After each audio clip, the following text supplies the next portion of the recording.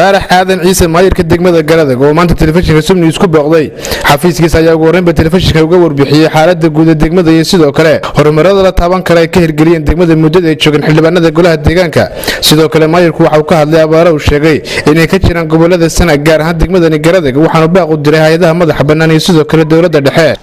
wuxuu ka mid yahay meelihii ma garanaysaa ay abaartii bilaabatay 2016kii meelaha ugu darreed ayuu ka mid yahay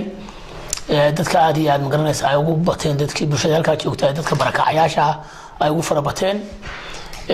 dadkii runtii waxa weeye waxay joogaan dhamaantoodba waxay joogaan magaalooyinka ka tirsan tahay degmada gardag iyo magaalada gudaheeda ayay joogaan runtii marka la eego dadkaas aad baa loo caawiyay markii hore wax tar fara badan inkastoo dhibcaha ilaahay dhulka ay wada gaaraan waa la caawiyay oo la saboor gareeyay sanadkii 2017kii sanadkan cusub ee 2018ka runtii waxa weeye wali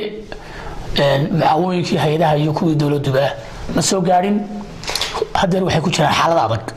baaqyo hore waanu ka dirnay runtii markaanu soo kormeer badan baanu ku sameynay oo kuurgal badan baanu ku sameynay wax ka soo kabashaa dadkaasi ma helin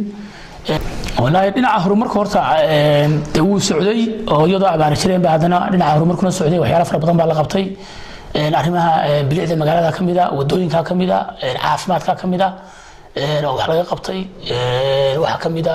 biyaha oo ceelal badan oo la sameeyay oo dadka loo hagaajiyay oo biyaha loo hagaajiyay baa kamida waxa kamida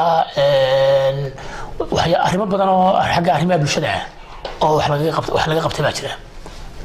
sidoo kale waxyaalo aan higsanayno waxa kamid ah insha Allah inaanu iyadana horumar ka sameeyno dhinacyo badan oo magaalada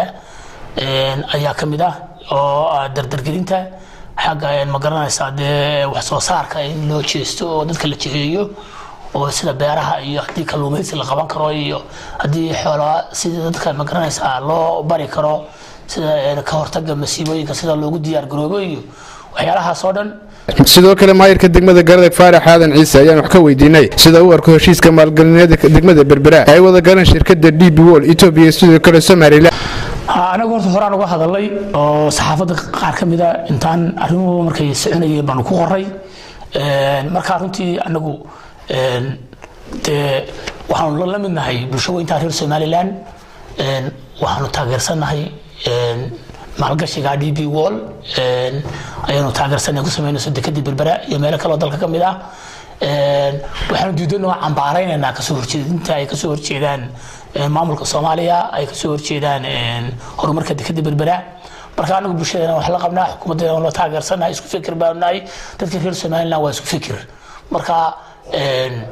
arrinka waxa weeye si weyn baanu anaguna aanu ugu taageeranaa cid kasta oo ma garanaysa danaynaysa ama horumar ka sameynaysa deegaamada Soomaaliland wallahi horta wixii meesha qof marayo Ilaahay baa qoray marka adigu dadku han way helaya higsi marka waa isku dayaysaa inaad aad meel aad tegi karto ama shaqayn karto haddaad nolosha caafimaad qabto maskax saliim aad leedahay waxa weeye dadkaaga waad u shaqayn kartaa qofku marka haddii uu muuqato meel halka uu joogo meel aan ahayn oo ka shaqayn karo oo hanu yeelan karaa ama uu ka qaban karo wax qanawda uu tagi oo helno uu tagi karaa oo higsanaya hadduu halkiisa uu heli karo inuu joogo karaa kullu waa anagu intaan noolahay adana caafimaad qabna waxaan diyaarnahay inaan bulshada u adeegno أحمد شامع هذا أحمد دقرو تلفزيون كعالمي Somali TV gardag